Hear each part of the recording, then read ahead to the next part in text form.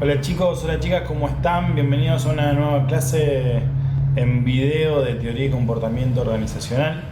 Espero que el video anterior les haya servido. Un poquito la idea es continuar con esta metodología si es que les resulta de utilidad. Y hoy vamos a repasar un poco el concepto de liderazgo, que como ya estuvimos viendo en las clases anteriores resulta central para el desarrollo de las organizaciones, la profundización de los liderazgos y el establecimiento de líderes positivos. Así que vamos a adentrar un poquito en estas ideas.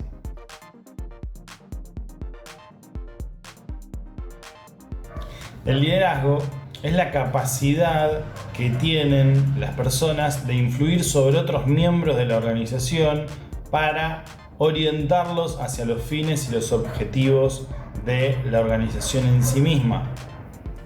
Su función es generar un comportamiento enérgico, vital, que ayude a la organización a superar las barreras que inevitablemente se van a ir poniendo en el camino. Cuando una organización se forma, traza un plan para desarrollar las tareas, para alcanzar los objetivos, los cuales en el plano ideal van estableciendo cuáles son las diferentes dinámicas, pero cuando son llevados a la realidad se encuentran con barreras, con problemas, con situaciones que eran inesperadas, y el trabajo del líder en este caso es mantener la motivación de los miembros de la organización para que esos obstáculos puedan ser superados y no se claudique en la consecución de los fines de la organización. Ese es el trabajo del líder, mantener al equipo con una motivación enérgica que le permita alcanzar los fines y de esta manera poder lograr el cumplimiento de los objetivos. Existen diferentes tareas y diferentes actividades que los líderes realizan para poder vincular y conectar a sus miembros y ponerlos de manera activa a trabajar por los fines de la organización. Uno de ellos es vincular los valores, las creencias, los sentimientos y las emociones de los miembros con los objetivos, las metas y la visión de la organización, para que de esta manera, al estar alineados desde la perspectiva de los miembros, se genere un compromiso mayor, se genere un compromiso real y más profundo que ponga un plus en la energía y en la participación de cada uno de esos miembros para poder alcanzar los objetivos de la organización. Algo muy importante para esto, una tarea que realizan y que resulta muy útil para poder generar esta relación, es involucrar a los miembros en la toma de decisiones de la organización, para que de esta manera ellos se sientan representados y comprometidos con esos proyectos los cuales se emprenden o con esas decisiones que se toman. De esta forma, si se decide ir por el camino A, los miembros lo van a ser mucho más convencidos si participaron de esa decisión que si se tomó en un lugar lejano a ellos, los cuales no se sienten representados. Una tarea central de los líderes de la organización es apoyar a sus miembros, ya sea con capacitación, con información, compartiendo experiencias, dándole herramientas. El líder tiene que estar atento a quiénes son los miembros de la organización que se están esforzando para poder dar lo mejor de sí, para poder apoyarlos en ese proceso y lograr así un mejor rendimiento de cada uno de los miembros. Resulta fundamental, por ende, que el líder trabaje mucho sobre la autoestima de los miembros, lo cual hace a la autoestima global y a la autoestima del grupo. Apoyarlos, darle herramientas y motivarlos, subir el autoestima es fundamental para que se pueda lograr un mejor rendimiento. Si permanentemente el líder de la organización está diciendo que sus miembros no están a la altura de las circunstancias, seguramente ellos se lo crean y su rendimiento sea por debajo de las expectativas. En cambio, si se los motiva a que puedan dar un mejor rendimiento, a que el trabajo es reconocido, a que los avances son vistos y tenidos en cuenta, la devolución que van a tener los miembros de la organización es una mayor eficiencia y efectividad para poder cumplir con sus tareas.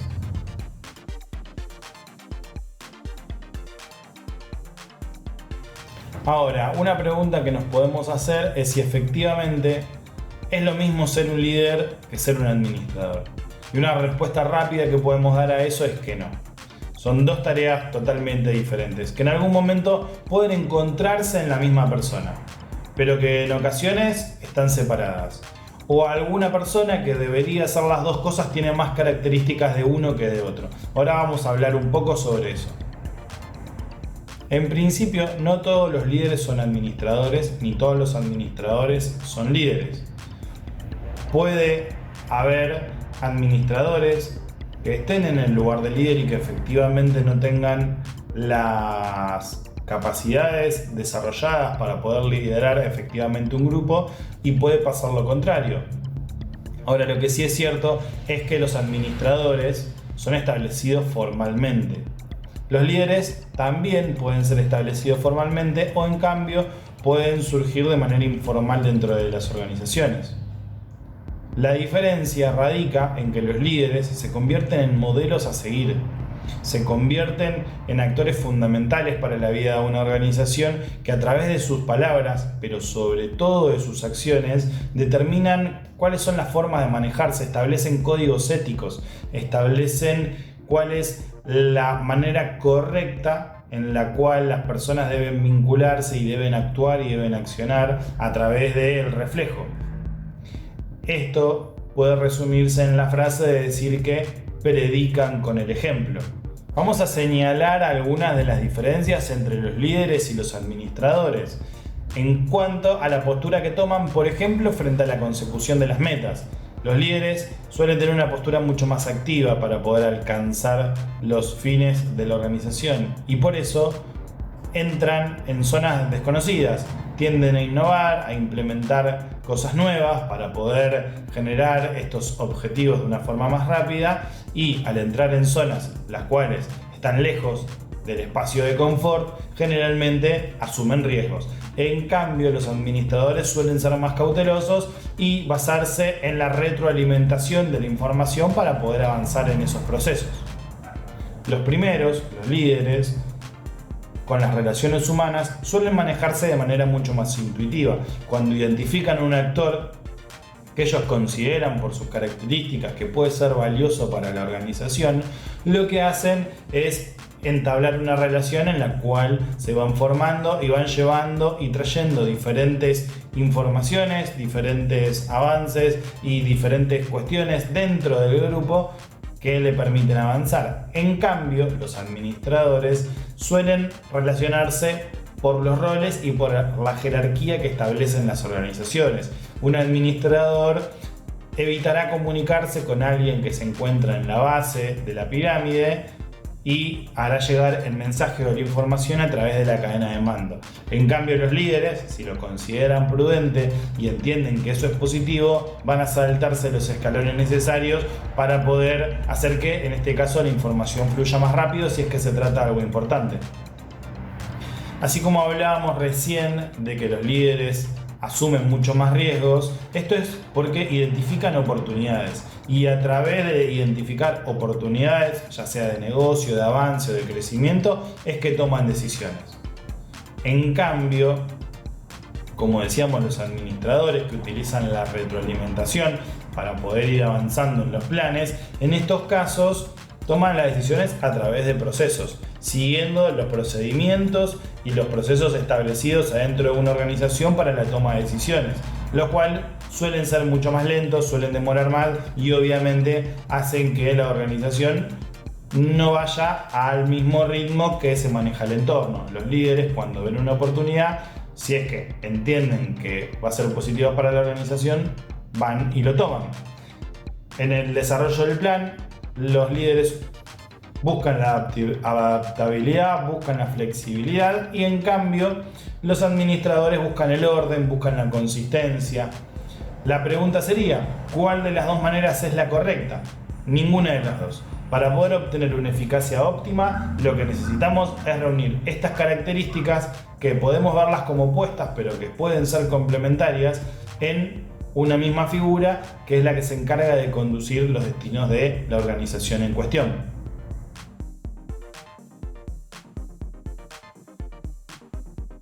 Durante los años 40 y los años 50 se empezaron a desarrollar las primeras teorías sobre el liderazgo en sí mismo como uno de los factores de la organización, y aparecieron teorías que hoy resultan clásicas. Una de ellas es la teoría de los rasgos, por ejemplo, en la cual se identifica que los líderes deben tener una cierta cantidad de cualidades, actitudes, rasgos que los distinguen y los destacan de otros miembros de la organización y los ponen en un lugar central de las mismas. Por ejemplo, el impulso y la postura enérgica.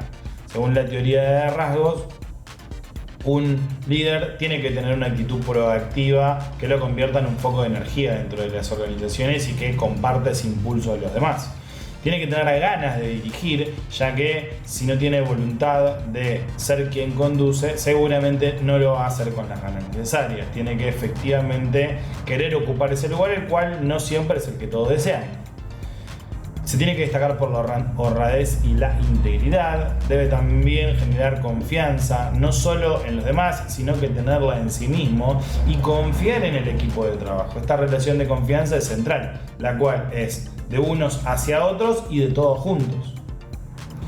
Debe demostrar, además, inteligencia y astucia. Debe demostrar que tiene la capacidad cognitiva de poder entender y comprender las situaciones para poder tomar las mejores decisiones, porque a través de esa demostración es que los demás van a confiar efectivamente en las determinaciones que toma el líder y seguirlas con mayor confianza.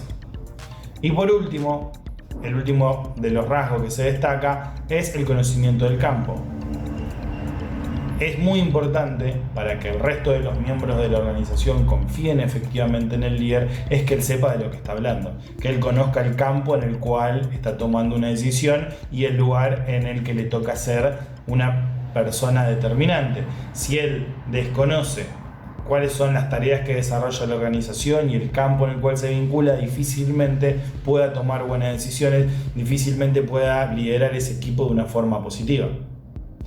Hay muchos más rasgos los cuales pueden identificarse y no se limitan solo a esto. Ustedes deben tener en cuenta que, según esta teoría, se identificaron cientos de rasgos, cualidades y aptitudes que son importantes que tenga un líder. Estas son las principales coincidencias que resultaron de los estudios realizados.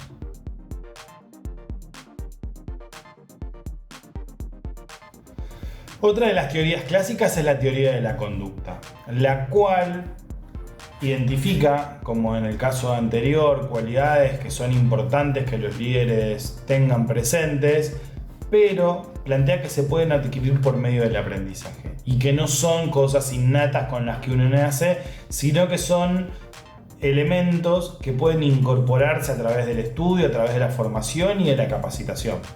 Desde esta perspectiva, el liderazgo se manifiesta a través de los patrones de conducta, los cuales pueden ser implantados, aprendidos, compartidos y desarrollados a lo largo de la carrera de formación de ese líder.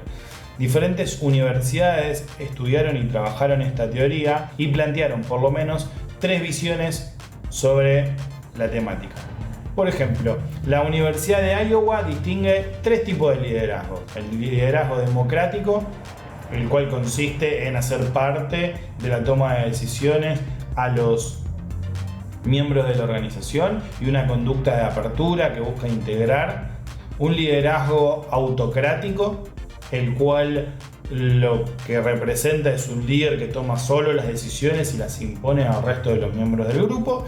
Y por último, un liderazgo liberal, en el cual la decisión es entregada directamente a los miembros y son ellos quienes deciden y el líder acompaña y apoya esos procesos. Son, ante una situación, 3 formas diferentes de liderar un proceso para alcanzar los objetivos de la organización. Por su parte, la Universidad de Ohio planteó una propuesta en la cual se identifican 2 características centrales. Por un lado, la consideración de los miembros y por el otro, la arquitectura inicial. La arquitectura inicial remite a cómo se establecen de manera inicial las tareas que se van a realizar, los procesos, las actividades y cuáles son los plazos determinados para poder ir alcanzando los objetivos de cada uno de los miembros. Y en cambio, la consideración hace referencia a cuál es el grado en el que se toman en cuenta los sentimientos, las emociones y las relaciones interpersonales para con los miembros de la organización. La última de estas tres propuestas es de la Universidad de Michigan y lo que plantea es que la conducta puede verse reflejada a través de dos variables. Por un lado, la relación con los miembros y por el otro, la relación con los resultados. La primera obviamente está mucho más relacionada con las cuestiones de vínculos interpersonales y analiza cómo se desarrollan los vínculos dentro de una organización, y el segundo caso, orientado hacia los procesos, está mucho más vinculado con las tareas y los aspectos técnicos y cómo se desarrollan las actividades dentro de la organización.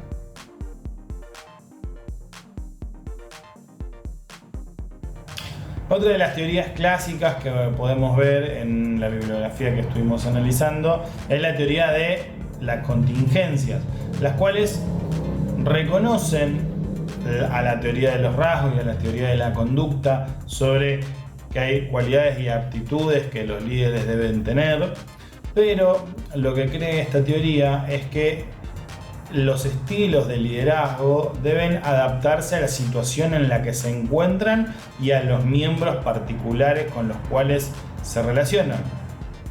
Es el trabajo del líder ajustar el estilo de liderazgo a cada una de estas eventualidades o contingencias en las que se va encontrando en el camino.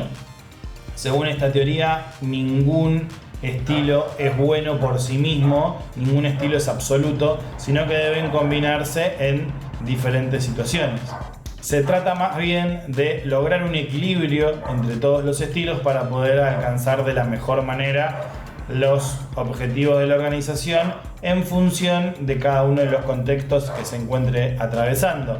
Aquí la tarea y lo que distingue al líder es el poder encontrar y evaluar cada una de las situaciones para poder aplicar la mejor respuesta, tratando de alcanzar siempre los mejores resultados. De esta manera, los líderes realizan un balance de la situación para poder ajustar a ellos los comportamientos y de esta manera, analizando una serie de variables, encontrar el estilo adecuado a ese momento o a esa persona.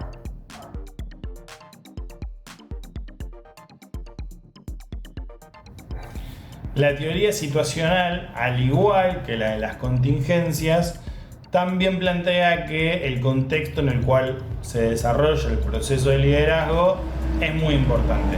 Sin embargo, agrega algunas otras características, porque reconoce que en definitiva y más allá del accionar del líder, la decisión termina siendo del miembro, quien elige en sus acciones responder, acatar y subordinarse al líder, o puede elegir desconocerlo. Esto va a depender de su madurez. Hay dos tipos de madurez. La primera, que es la madurez laboral, la cual determina el grado en el cual el miembro puede desarrollar de manera autónoma las tareas sin la necesidad de estar siendo supervisado. De esta manera, en un empleado con una alta madurez laboral se puede distinguir que él va a desarrollar las tareas independientemente de si es vigilado o no, y lo va a hacer de la mejor manera. Por el otro lado, la madurez psicológica habla sobre la motivación. El grado de motivación que tiene cada uno de los miembros, independientemente de que se estén tomando acciones motivadoras con ellos en algún momento. De esta manera, un empleado con una alta motivación psicológica no va a necesitar que permanentemente se esté trabajando sobre su autoestima y alineando con los objetivos y algunas de estas cosas que estuvimos viendo hace algunos minutos, sino que va a ser un proceso que realice él mismo y de manera interna. Entonces, a cada situación se pueden aplicar diferentes grados de liderazgo en función de la madurez del grupo. Hay 4 elementos y variables que podemos medir para poder ubicar dentro de un mapa cuál es el estilo de liderazgo que se está aplicando según el modelo situacional. Por ejemplo, indicar, que implica dirigir las tareas, dar las órdenes para determinar cuándo se realiza una actividad, de qué manera se realiza esa actividad y bajo qué circunstancias o contextos se realiza.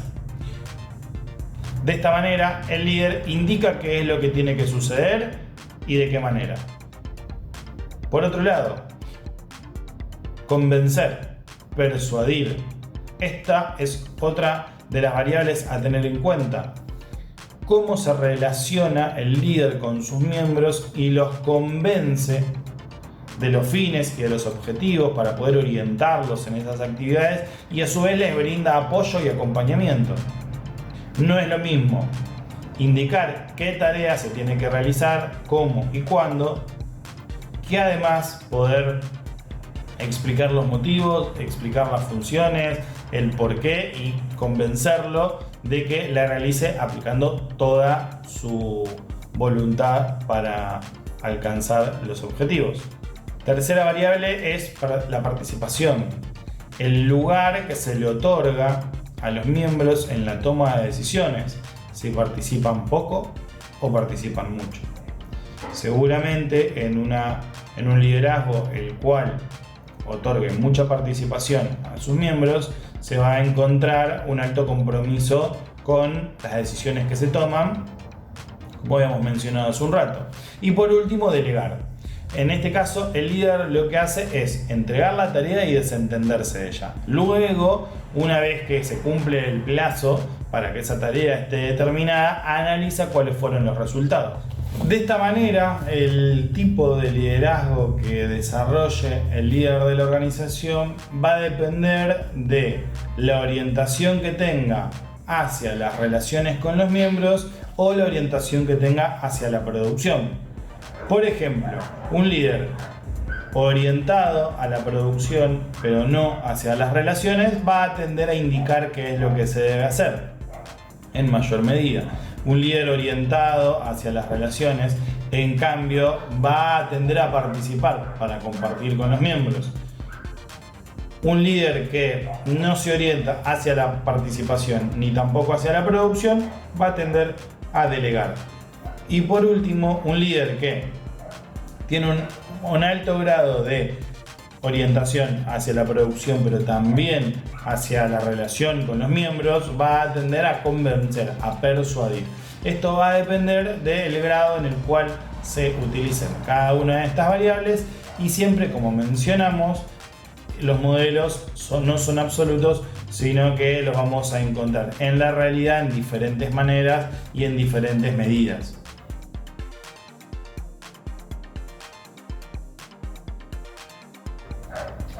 Otra de las teorías es la del liderazgo sin límites, el cual plantea cómo el líder avanza incluso más allá de lo previsto para poder obtener los mejores resultados.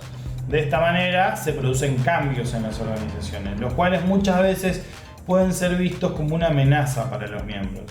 Porque cuando los miembros de una organización se encuentran en estado de confort y el líder cuestiona sus valores, sus creencias y se plantea una mayor profundidad de los cambios, se está asumiendo un riesgo, que es que los miembros no acepten estos cambios, no acepten al líder y se rompa el equilibrio determinado. Por eso, los líderes siempre deben buscar equilibrar los cursos de acción para poder realizar estas tareas. Ellos deben mantener una cierta distancia con los conflictos para poder analizarlos y verlos en perspectiva, no involucrarse con los mismos. Deben pensar en clave política las relaciones interpersonales, lo cual implica que los líderes analicen con quién se vinculan, de qué manera, cómo se vinculan, analizando mucho más allá de si alguien te cae bien o no, sino que en función de qué representa simbólicamente eso para la organización. Manejar los conflictos generando un cambio adaptativo, que cuando aparece un conflicto dentro de la organización y dentro de los recursos que construyó la cultura para afrontar esos problemas no aparece una respuesta correcta, se genera un cambio que adapte a esta nueva situación, la cual es nueva, la problemática para poder obtener una solución que sirva a la organización en un futuro. Otra de las cosas que debe tener en cuenta el líder, según este modelo, es la reasignación de las tareas. ya que delegar en alguno de los miembros de la organización genera una relación de confianza de quien la delega, pero también de quien recibe la tarea, ya que representa que es tenido en cuenta y que es valorado por la organización. Y por último, conservar la calma, conservar la serenidad ante los conflictos, lo cual otorga mucha seguridad y mucha confianza a los miembros de la organización, que cuando hay un problema lo primero que hacen es mirar hacia donde está el líder y encontrarlo en su eje va a otorgar una pasividad que va a permitir afrontarlo de la mejor manera. Y para esto también es muy importante que sepan manejar y canalizar los enojos, ya que se pretende y se busca que el líder esté siempre en su eje.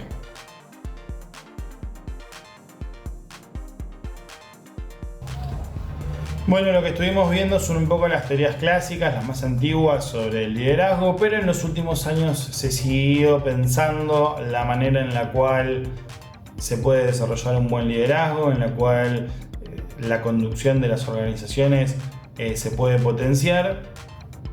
Pero estas nuevas teorías buscan ser un poquito más simples, sin tantas complejizaciones y evitando ser grandilocuentes y acercándolas un poco más a las personas. Vamos a ver algunas de estas teorías para poder analizarlas.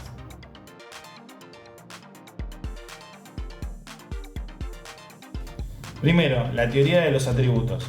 Lo que busca es establecer una relación de causa y efecto. Un buen líder genera buenos resultados, un mal líder genera resultados no deseados, y un buen líder va a tener ciertas características y atributos como la inteligencia, la apertura, ser laborioso, ser trabajador, que tiene ganas de progresar, ganas de competir, y esos son atributos los cuales va a reunir un buen líder y efectivamente va a poder llevar a la organización a tener buenos resultados. Una relación de causa y efecto entre las cualidades y los resultados obtenidos.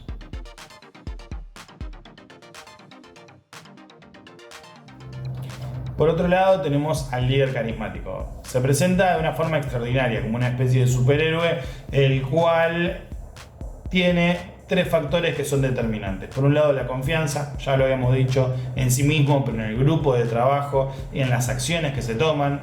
El dominio de la situación, lo cual le permite comunicarse de manera efectiva, el cual le permite tomar las decisiones adecuadas en los momentos adecuados.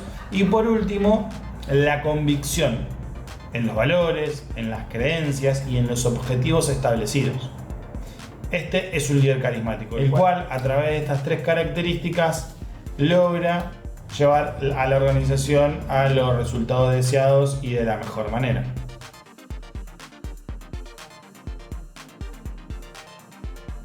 Luego tenemos el liderazgo transaccional y el liderazgo transformacional. El primero busca que los miembros trabajen por los objetivos de la organización a través de generar en ellos intereses que los comprometan con esos resultados. Que ellos tengan un interés genuino en que la organización efectivamente pueda cumplir con lo que se plantea y se los motiva a través de esas situaciones. El liderazgo transformacional, en cambio, es una profundización del anterior, en el cual lo que se busca es que los seguidores adquieran la capacidad de cuestionar cómo se avanza hacia esos objetivos, incluso si es necesario cuestionando al propio líder. Es una teoría que pone de nuevo el centro en los seguidores y lo vincula de otra manera con el líder.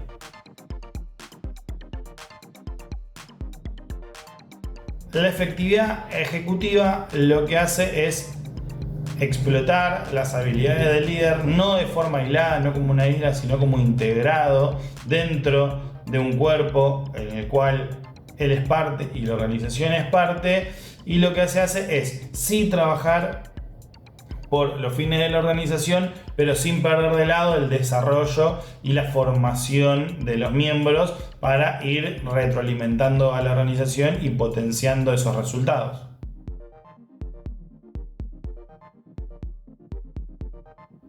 El liderazgo basado en los resultados Por el contrario, como en el caso anterior, el proceso por el cual se alcanzaban era importante, en este caso se centra en la efectividad concreta y la eficacia que tiene ese liderazgo en los resultados obtenidos y en la concreción de las metas. Este es el punto central, cómo las consecuencias concretas de ese liderazgo se materializan.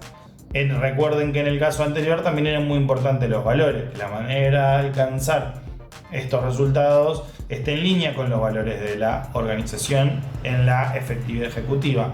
Por el contrario, no es que sean descuidados, porque en los líderes los valores son muy importantes, pero en el liderazgo por resultados lo que prima es el objetivo cumplido.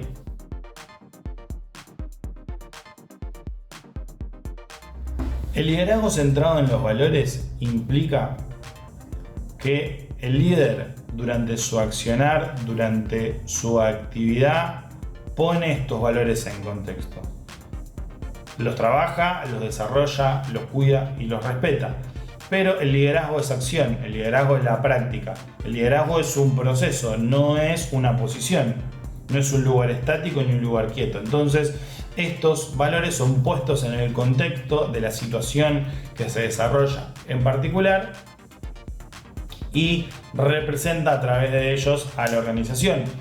El liderazgo, como decimos, es un proceso, no es una posición, y por ende el líder es una de las partes del liderazgo, pero es parte de un cuerpo mucho mayor en el cual están los miembros y los valores de la organización.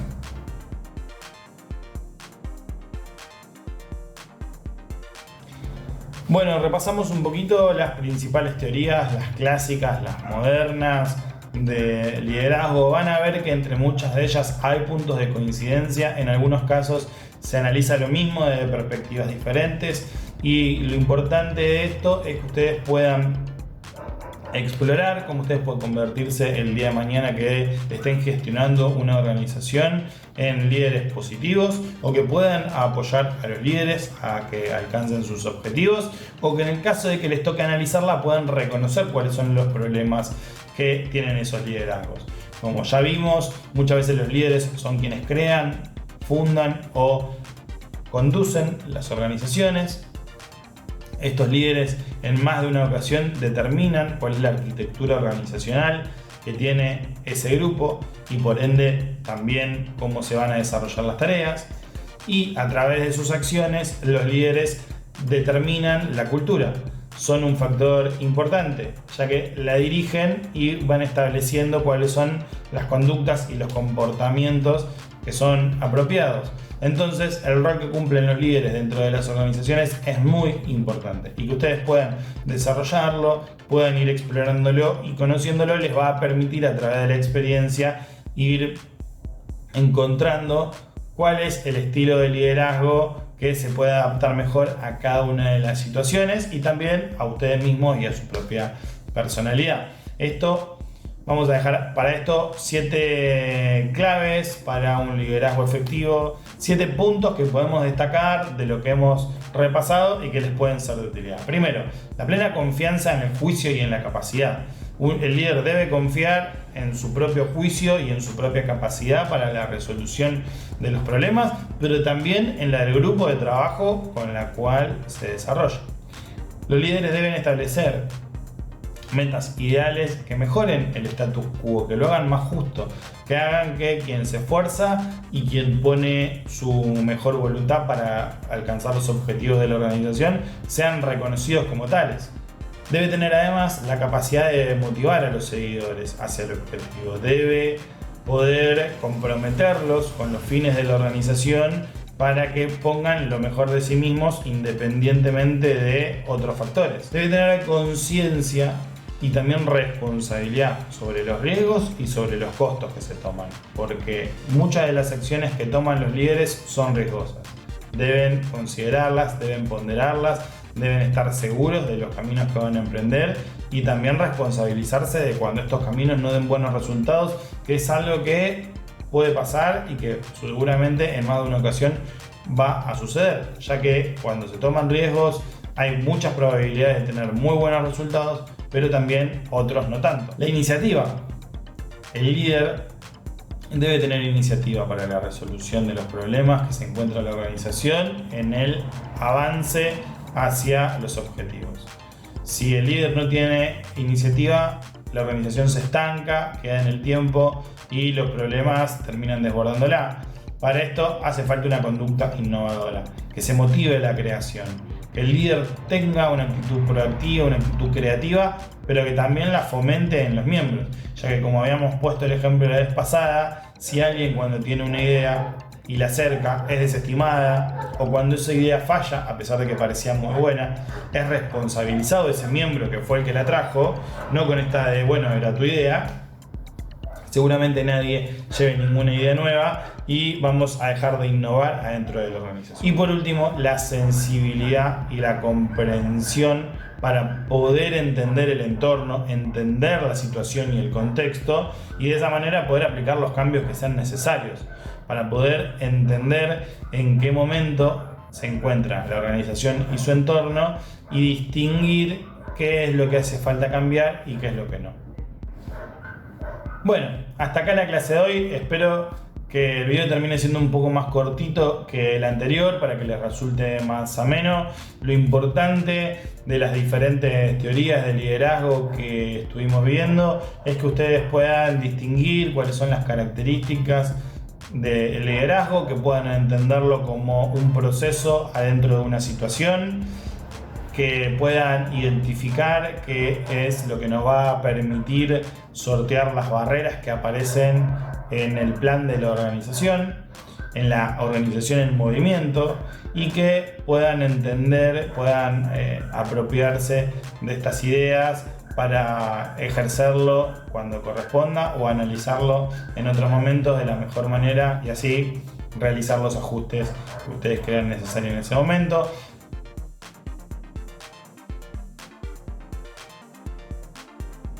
Hacemos estos videos con el objetivo de poder sintetizar un poco los contenidos de las clases. La idea es que sea un material un poquito más ameno, que sea una herramienta más para acortar las distancias en este contexto de virtualidad en el que nos encontramos. Espero que les sea de utilidad. Cualquier duda, cualquier consulta, como ustedes ya saben, nos pueden escribir. Estamos en contacto, así que les dejo un abrazo grande y nos vemos en la siguiente clase. Chao.